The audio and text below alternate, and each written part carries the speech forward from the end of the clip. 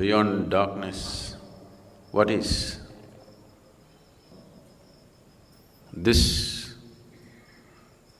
vast space of darkness. Darkness is not a substance. Darkness is not a thing. Absence of light is darkness. Absence of perception is darkness. Absence of knowing is darkness.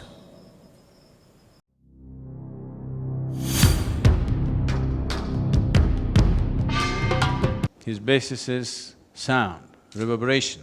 He is just born out of a reverberation. He has no parentage, no antecedents, no lineage.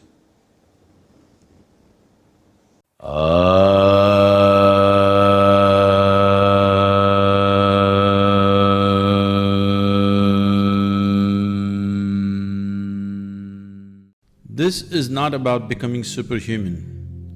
This is about realizing that being human is super.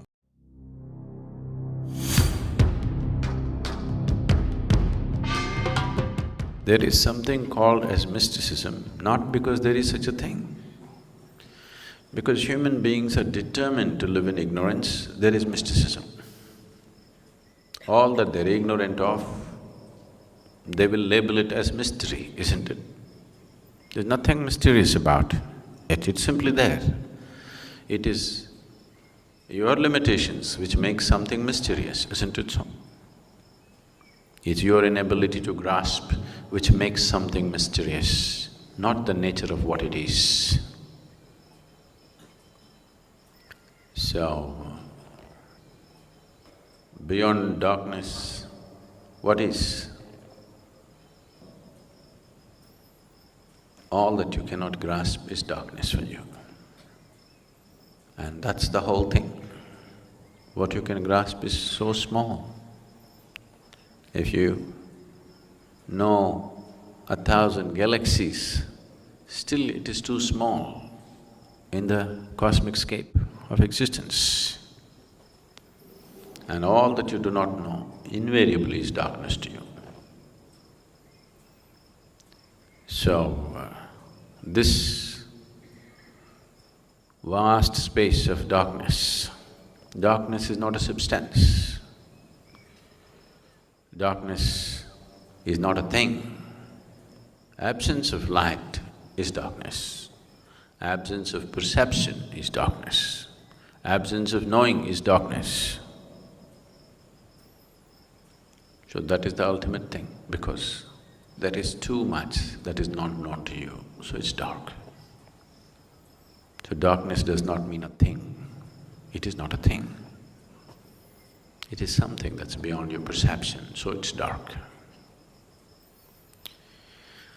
So, all that is dark and beyond your perception, we say this is Shiva, because it's a limitless expanse. A limitless expanse of ignorance, but there is no limitless expanse of knowledge. Knowledge is always limited. It can be large, but still very limited. Only ignorance can be limitless. So Shiva is also referred to as Bholinath, the ignorant one, because he's the lord of ignorance. How's that? You don't like it? You don't like it, isn't it? He should be the lord of knowing. No, he's also that. He's Gnaneshwar. But that's a small aspect of him. But in real sense, he's the lord of ignorance, because that is the largest scape in the existence is ignorance, and that's darkness. Oh, who would want to seek it? If you only explore your ignorance, knowledge will be born, isn't it? If you explore knowledge, nothing new will be born. Just recycling of rubbish will happen. Only if you explore ignorance, knowing can be born. Shiva is not a philosopher, he's a yogi. When I say he's not a philosopher, see, it's very easy to be philosophical. In fact, the less you know, the more the chances that you will become philosophical. It's very easy to become a philosopher. You just have to read a couple of books and misunderstand them. You can become a philosopher. The reason why you're talking about something that is written in a book is because you have not perceived, grasped life in any depth. If you had even read a single page of this vast existence, all your life you would be talking only that. There wouldn't be time to talk about anything else. So Shiva is a yogi, purely existential, not philosophical, not intellectual. This is not something that you can understand. This is not something that you have to be convinced about. This is not something that you have to agree with. This is something that you learn to relate with. If you can relate to it and experiment with it, it will do miraculous things for you.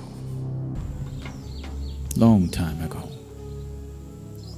there was a young maiden in South India, southernmost tip of India.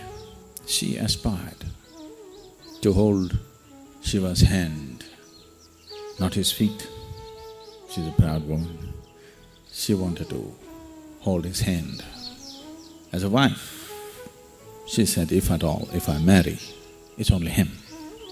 If you have big desires, you also have to make yourself capable. Otherwise, desires can be very frustrating.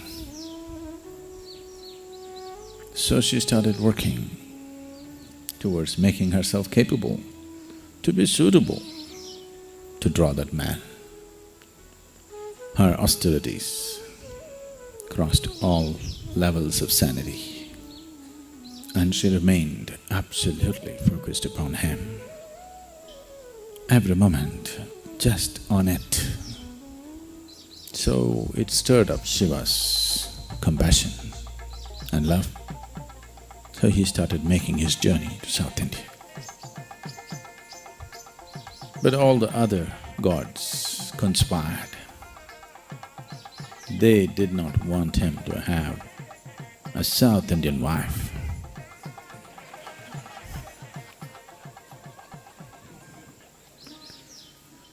They played many tricks to stop him. She set up this deadline. If I'm not married to him by sunrise on this day, I'm going to leave my body. And Shiva came to know of this and was hurrying down. Then the other gods thought, if he gets married here, he may not go back up there. He may start living in South India. So they conspired to create a false sense of sunlight.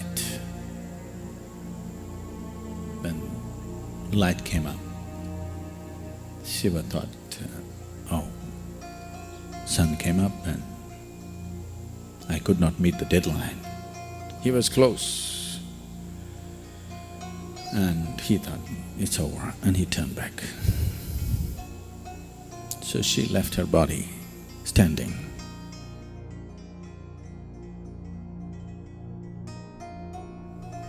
Even today she stands there as Kanyakumari. There is a shrine at the very tip of this country.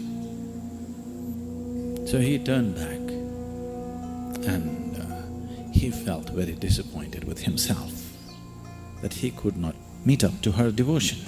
So little despondent, frustrated with himself that he didn't make it in time. He started walking back and he needed a place to sit and work out his despondency. So he climbed up this mountain, and at the peak of this mountain he sat. We don't know how long, but because wherever Shiva stepped and spent a little bit of time, People call that place as Kailash. So they call this the Kailash of the south. In its height, in its color,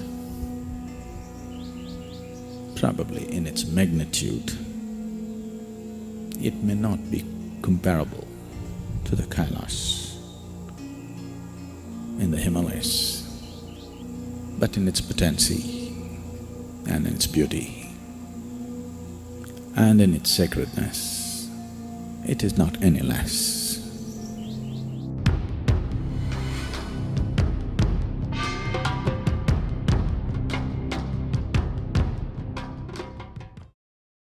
Welcome to Mahashivratri, the great night of Shiva. On this sacred night, if you maintain wakefulness and some sense of awareness, it shall bring tremendous well-being to your life.